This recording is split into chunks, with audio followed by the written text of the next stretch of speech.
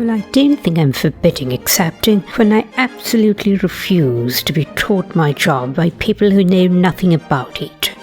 I've devoted my whole life to writing poetry, which is, to me, a form of religion. And I'm not going to be taught by people who don't know anything about it. I think it's very important. I mean, I don't teach plumbers how to plumb. When I was a small child, my dear old nurse was a dear friend.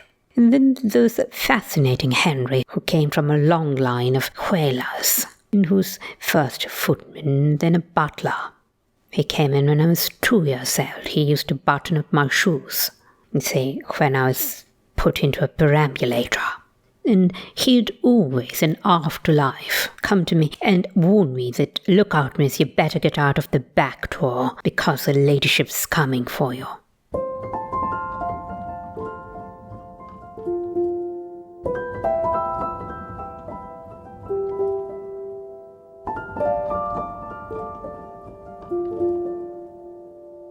Until my brothers were born, my only companions were birds.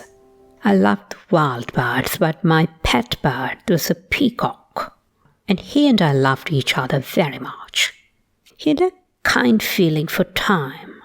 He'd fly up to the ledge outside my mother's bedroom, and I'd say good morning, and when he saw me he'd give a harsh shriek, and at that moment I didn't dislike ugly voices, so I'm afraid I do now.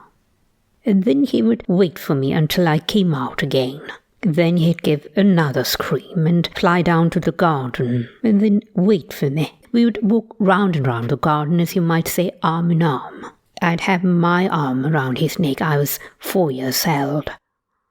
And somebody asked me why I loved him so, and I said, because he's proud, and he has a crown, and he is, well, beautiful. And then my father got him a wife with his usual tactlessness, after which he never looked at me again, and my heart was broken. My first disillusion.